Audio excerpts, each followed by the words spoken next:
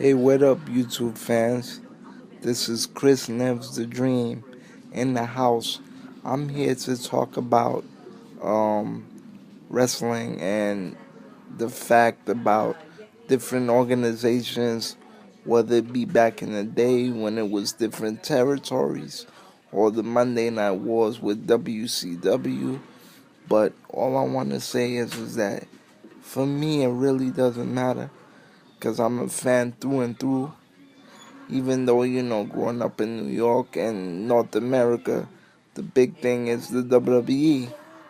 But there also been great organizations like ECW, WCW, NWA. So TNA has been a good competitor for the past decade since WWE bought WCW. And I do call TNA the second WCW because everybody that didn't make the cut from Vince McMahon was part of TNA. That is WCW because he stripped the name, but the people that didn't want to work for McMahon obviously was in that organization. But what I think is, I like the fact that McMahon is realizing that he needs to respect the legends. I mean, I never liked that Huckster and the Nacho Man segment. I thought that was very disrespectful. Oh, and it didn't make sense because you had people like Bob Backlund walking around and doing stuff. You had people like Jake the Snake Roberts in the King of the Ring tournament, and it was supposed to be so-called new generation, and 3 years later, you had somebody like Fabulous Moolah winning the women's championship. So they were just shooting themselves in the foot. Not only that, but Jerry Lawler having occasional matches. Wrestling's always gonna have people that are older, that are maybe past their prime a little bit, but that doesn't mean they can't contribute, and that doesn't mean they can't go, and that doesn't mean that they're not superior athletes.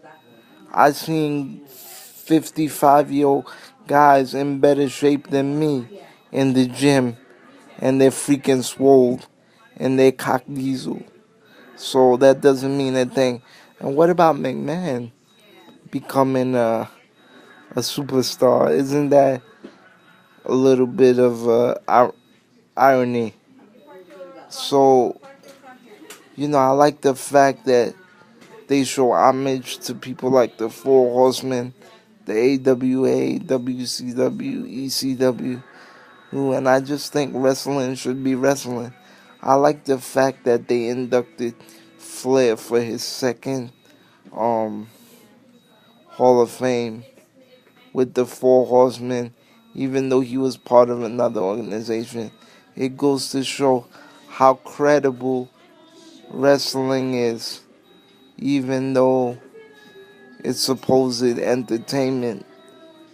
And I I just think that's the way it should be because it's just as much as a sport and it has just as much as a cult following as any other sport, and it gets more ratings. So